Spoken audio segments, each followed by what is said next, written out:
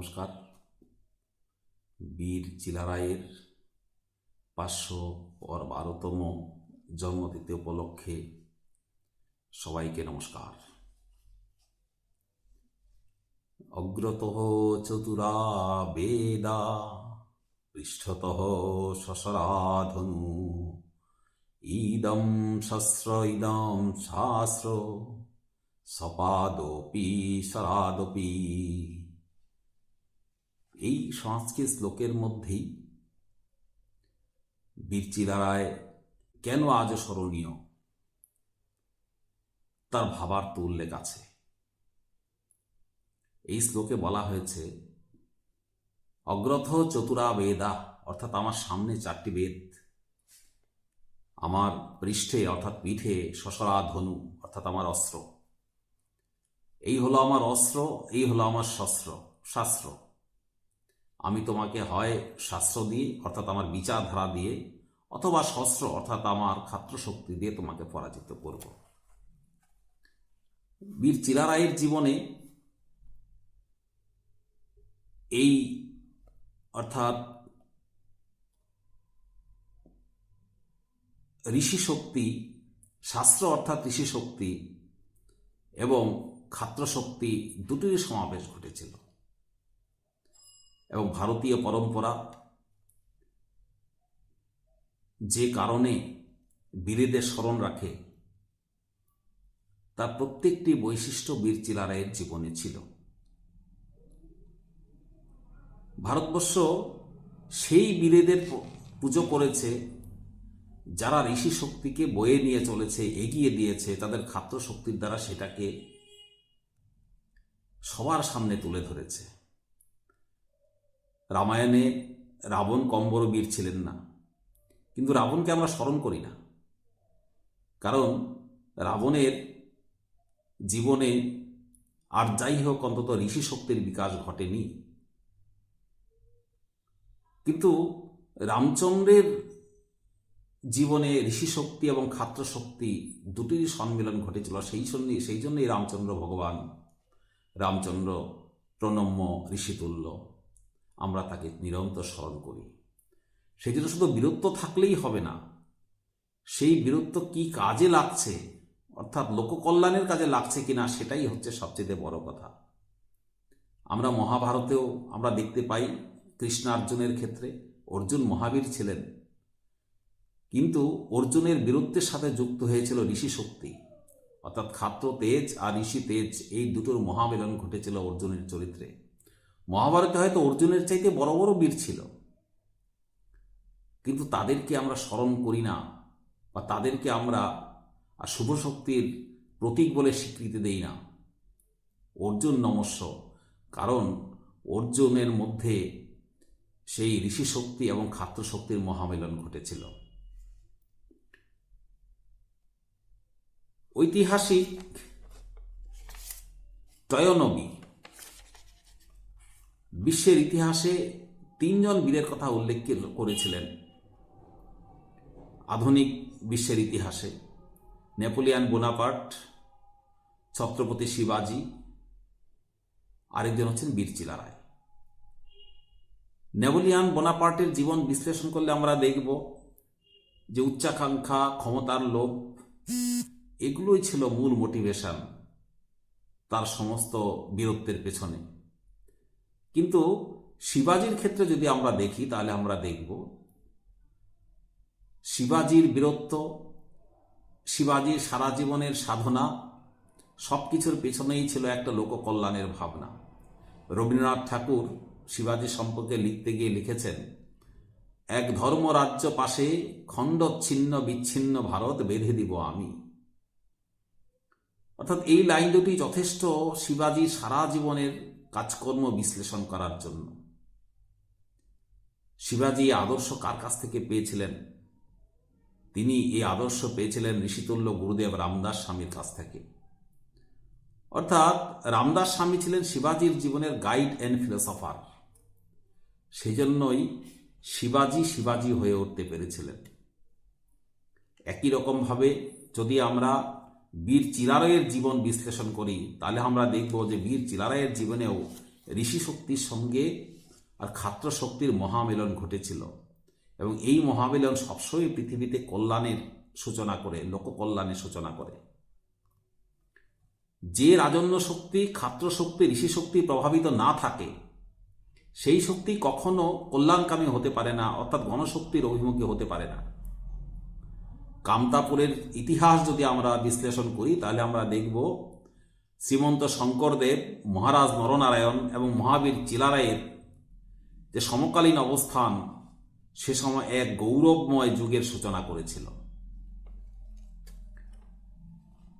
মহারাজ বিশ্বসিংহের সুযোগ্য পুত্র বীর চিলারায় জন্মগ্রহণ করেছিলেন 1510 খ্রিস্টাব্দের মাঘী পূর্ণিমার দিন। নাম ছিল শুক্লধ্বজ, আরেক নাম ছিল চিলারায়। চিলের মতন ছো মেরে আকস্মিকভাবে শত্রুপক্ষকে পরাজিত করতেন বলে তার নাম হয়েছিল চিলারায়। মায়ের নাম ছিল পদ্মাবতী দেবী। এই বিশ্বসিংহ অর্থাৎ বীর চিলারায়ের যে পিতৃদেব বিশ্বসিংহ, তার সম্পর্কেও দু একটি কথা না বললে আর চিলারায়ের চারিত্রিক বৈশিষ্ট্যগুলো কোথা থেকে এসেছিল তার সূত্রপাত সম্পর্কে ঠিক বোঝা যাবে না। আনুমানিক 1515 খ্রিস্টাব্দে আর কামতায় একটি স্বাধীন রাজ্য প্রতিষ্ঠা করেছিলেন বিশ্বসিংহ। আর এই সময়ে ইনি এই অঞ্চলকে সম্পূর্ণ মুসলিম প্রভাবমুক্ত করেছিলেন, অর্থাৎ মুসলমান শাসকদের প্রভাবমুক্ত করেছিলেন। যে কামতেশ্বরী মন্দির মুসলমানরা ধ্বংস করেছিল, সেই মন্দির পুনর্নির্মাণ করেছিলেন। বাইরে থেকে অনেক ব্রাহ্মণ এনে তিনি নিজ রাজ্যে তাদেরকে প্রতিষ্ঠা দিয়েছিলেন, অর্থাৎ সমাজ সনাতন ধর্ম সংস্কৃতি বিস্তারে এবং তার সংরক্ষণে উল্লেখযোগ্য ভূমিকা পালন করেছিলেন মহারাজ বিশ্বসিংহ। অর্থাৎ এই যে পিতৃদেবের এই সমস্ত বৈশিষ্ট্য কিন্তু পরবর্তীকালে তার পুত্রের মধ্যে প্রতিফলিত হয়েছিল। 1533 খ্রিস্টাব্দে বিশ্বসিংহের মৃত্যুর পর তার পুত্র মল্লদেব মহারাজা নরনারায়ণ উপাধি গ্রহণ করে পিতৃসিংহাসনে বসেন, আর তার দেওয়ান নিযুক্ত করা হয় তার ভাই শুক্লধ্বজকে। দেওয়ান অর্থাৎ যিনি একাধারে প্রধানমন্ত্রী এবং প্রধান সেনাপতির কর্তব্য পালন করেন, তাকেই দেওয়ান বলা হতো।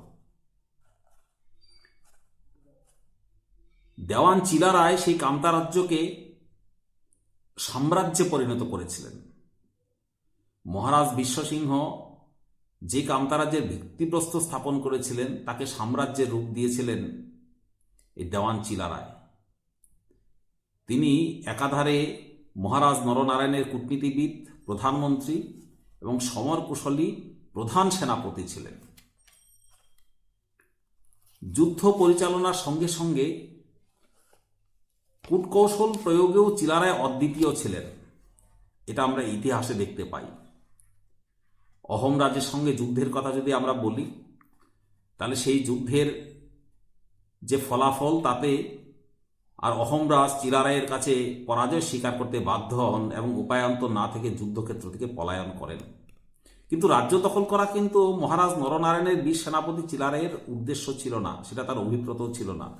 তার মূল উদ্দেশ্য ছিল যে অহোমরাজকে বুঝিয়ে দেওয়া যে অহোমরাজের শক্তি অপেক্ষা কামতারাজের শক্তি ও পরাক্রম অনেক বেশি। এটাই ছিল মূল উদ্দেশ্য।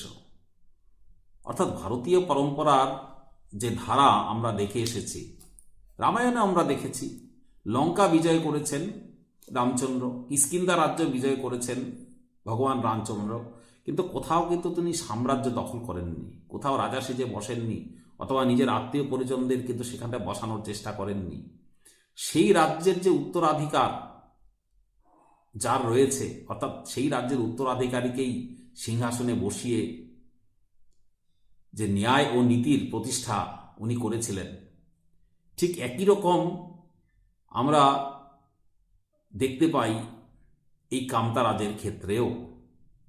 অর্থাৎ শুধু আনুগত্য স্বীকার করানোই ছিল, আনুগত্য স্বীকার করিয়ে সেখান থেকে কর আদায় করাই ছিল মূলত এই সমস্ত আর যুদ্ধ জয়ের পিছনের মূল কারণ।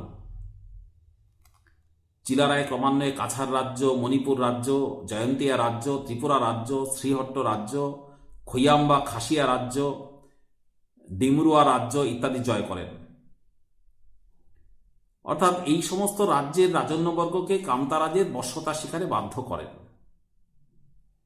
বীর চিলারায় তার সমর অভিযান দিয়ে এক বিরাট সাম্রাজ্য প্রতিষ্ঠা করেছিলেন। উত্তর পূর্ব ভারতের এই সাম্রাজ্য সমসাময়িককালীন দিল্লি কেন্দ্রিক সাম্রাজ্যের তুলনায় কোনো অংশেই কম ছিল না। আমরা চিলারায়ের ব্যক্তিত্ব যদি আমরা দেখি, ব্যক্তিত্বের দিকে যদি আমরা তাকাই, তাহলে আমরা দেখব চিলারায় শুধু যে একজন বীর যোদ্ধাই ছিলেন তা নয়, তার মানবিক গুণও ছিল।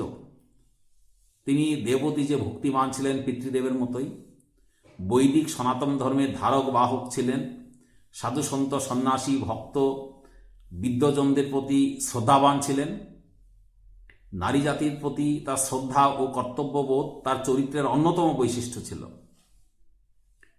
মানুষের প্রতি, দরিদ্র মানুষের প্রতি তার অপরিসীম দরদ ছিল। ব্রাহ্মণ গোজাতির রক্ষায় তিনি তৎপর ছিলেন। এগুলো ছিল তার চরিত্রের প্রধান গুণ। তার চরিত্রের প্রধান গুণ ছিল এগুলো।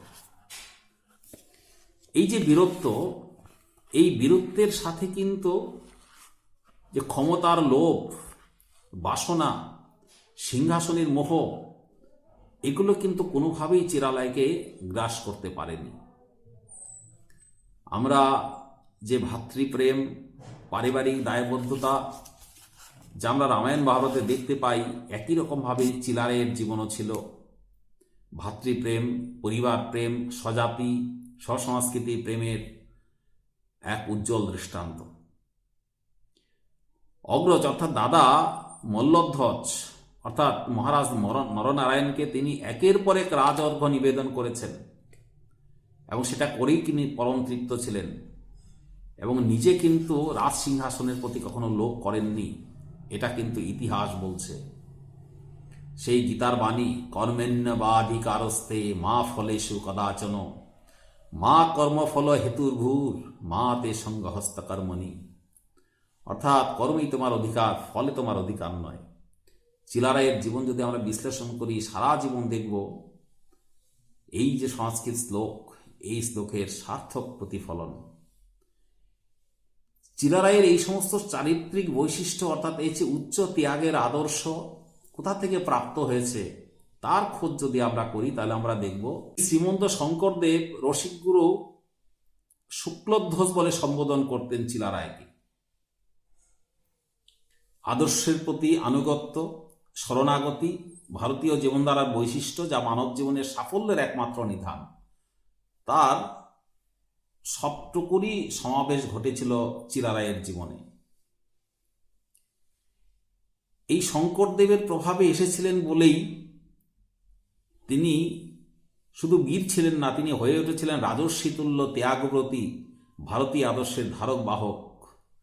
ন্যায়, ধর্মের এবং জাতীয় অস্তিত্ব মর্যাদা রক্ষার প্রশ্নে এক অমিত বিক্রমী মহাপুরুষ।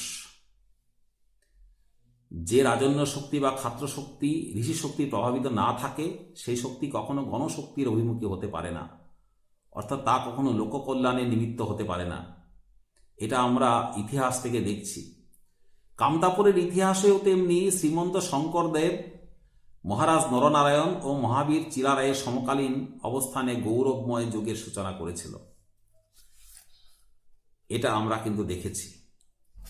আজকে যদি আমরা ভারতবর্ষের বর্তমান পরিস্থিতি বা সমস্ত পৃথিবীর বর্তমান পরিস্থিতির কথা দেখি, তাহলে আমরা দেখব যে চিলারায়ের যে রাজনৈতিক আদর্শ অর্থাৎ যে ভারতীয় পরম্পরা, যে আদর্শ উনি আর বয়ে নিয়ে এসেছিলেন, যে আদর্শের মূর্ত প্রতীক মহাবীর চিলারায়, সেই আদর্শের পুনঃপ্রতিষ্ঠা আজকে বিশেষ প্রয়োজন। অর্থাৎ শক্তি, রাজশক্তি, ক্ষাত্র শক্তি, এগুলো শুধুমাত্র নিজের ক্ষমতা লাভ, ব্যক্তিগত সুখভোগের জন্য নয়, স্বদেশ, স্বজাতি, স্বসংস্কৃতি রক্ষার জন্য, ধর্ম সংস্থাপনের জন্য আমরা বীর চিলারায়ের জীবনে এটা দেখেছি। আজকের দিনের ভারতবর্ষেও যে রাজনৈতিক সংকট